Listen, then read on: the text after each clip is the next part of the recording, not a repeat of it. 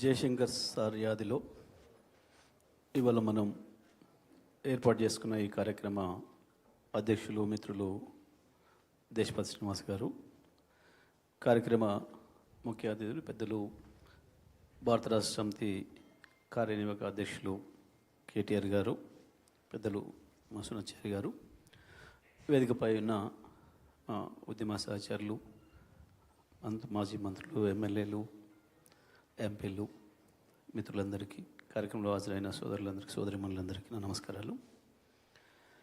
Jayashankar sir గురించి మాట్లాడుకోవడం మొదలు పెడితే మనం ఎంతసేపు మాట్లాడుకున్నా ఓడవదు. తెలంగాణ చరిత్ర ఎంత ఉంటుందో జయశంకర్ సార్ చరిత్ర కూడా అంత ఉంటుందనే విషయం మనకు తెలుసు. అదృష్టవశాత్తు నాకు కూడా జయశంకర్ సార్తో, కేసీఆర్ సార్తో ఎన్ని గంటలు, ఎన్ని రోజులు, ఎన్ని సంవత్సరాలను, జయశంకర్ సార్తో కూడా ఉద్యమంలోకి వచ్చిన మొదటి రోజు నుండి చివరి రోజు వరకు ఉండే అదృష్టం నాకు కూడా వచ్చింది. అనేక సార్లు ఒకే రూమ్లో కూడా ఉన్నాం.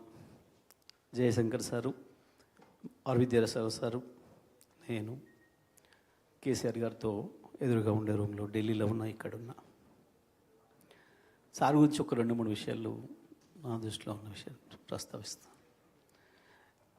జయశంకర్ సార్ కాంట్రిబ్యూషన్ గురించి చెప్పాలనుకుంటే, మొట్టమొదటిగా సమైక్యాంధ్రవాదుల సమైక్యవాదం యొక్క నడు విరగొట్టడానికి జయశంకర్ సార్ చేసిన మొదటి పోరాటం, తెలంగాణ అనేది ఒక సెంటిమెంట్ కాదు, తెలంగాణను కేవలం సెంటిమెంట్గా చూపించి దాన్ని ఢిల్లీలో మలినం చేసి, సెంటిమెంట్లు ఏదో ఒక ఇట్లా వస్తాయి, పొంగుతాయి, 2 రోజులు మళ్ళీ పోతుంది, మనం ఇవ్వకున్నా ఏం కాదు అని చెప్పి చేసిన దుర్మార్గమైన ప్రయత్నం ఏదైతే ఉండేనో, ముందుగా మనం దాన్ని దెబ్బకొట్టాలి సార్ అని చెప్పి కేసీఆర్ గారు సార్తో మాట్లాడి, తెలంగాణ వాస్తవం, తెలంగాణ ఈజ్ రియాలిటీ, ఇది కేవలం సెంటిమెంట్ కాదు, తెలంగాణ దోపిడికి గురవుతున్నది నిజం, తెలంగాణ తనను తాను కోల్పోతున్నది నిజం, తెలంగాణ అస్తిత్వం కొరకు కొట్లాడుకోవాల్సిన పరిస్థితులు ఉన్నది నిజం, ఇవాళ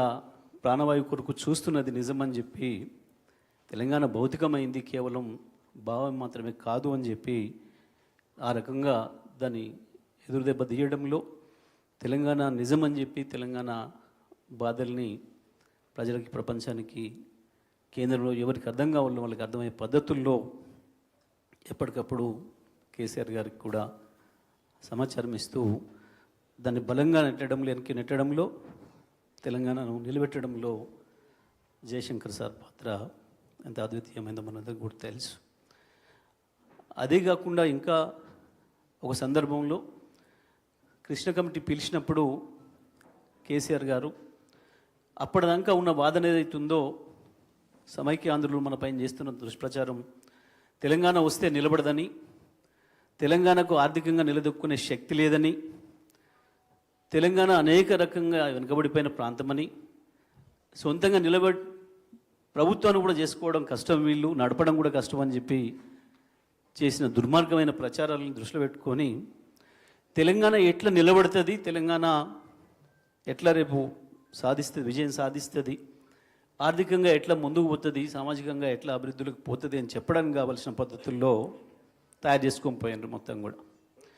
అడిగి పోయినాక చాలా ఆశ్చర్యంగా శ్రీకృష్ణ వేసిన ఒక ప్రశ్న చాలా విచిత్రంగా ఉంది. నేను మీ తెలంగాణ ఎట్లా బతుకుతున్న విషయంలో రందిలేదు నాకు, మీ తెలంగాణ బ్రహ్మాండంగా బతుకుతుంది కానీ ఆంధ్రులు ఎట్లా బతకాలి అని అడిగిండు ఆయన. ఎంత ఆశ్చర్యం చూడండి, వాళ్ళు ఎట్లా బతకాలి అని అడిగాడు.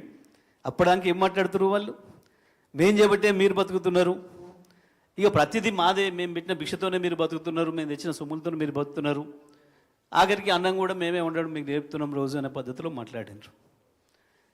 కానీ శ్రీకృష్ణ అడిగిన మాట, మీరు నిజమేనా, వాళ్ళెట్లా సర్వైవ్ కావాలి అవతలలు అని అన్నాడు. అన్నప్పుడు జయశంకర్ సార్ తడుముకోకుండా, మాకు సమయం ఇస్తే అది కూడా సబ్మిట్ చేస్తాం, వాళ్ళు కూడా మంచిగా బతుకోవచ్చు, ఏమి ఇబ్బంది లేదు, వాళ్ళకు కూడా వనరులు ఉన్నాయి, మేము అది కూడా చెప్తాం, సమయం ఇవ్వండి అని చెప్పి సమయం తీసుకొని ఇంటికి వచ్చాను.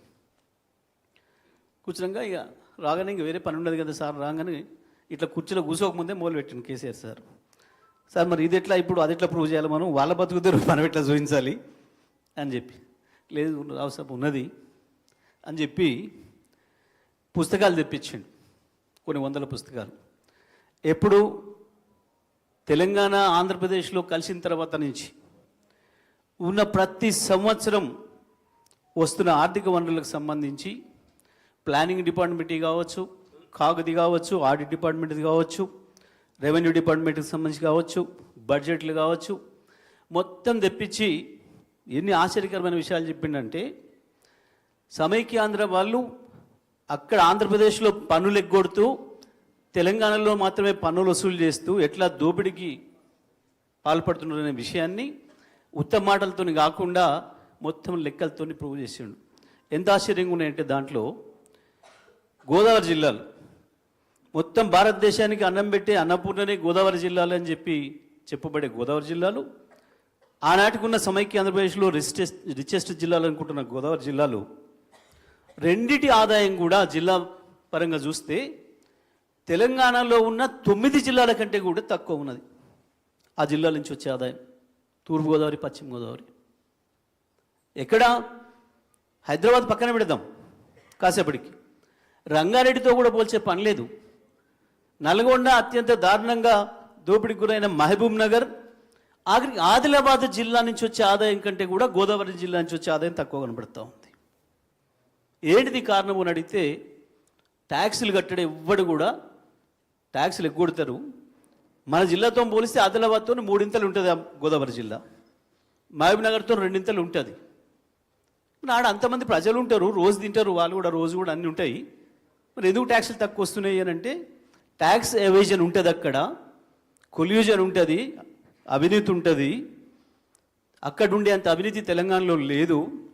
మనం నిజాంకాల నుంచి కూడా మన ప్రజలు ట్యాక్సులు కట్టడం అలవాటు చేసుకున్నారు, కానీ అక్కడ ఎగ్గొట్టడం మాత్రమే అలవాటు చేసుకున్నారు ఆ బ్రిటిష్ వాడి పాలన కింద ఉండి.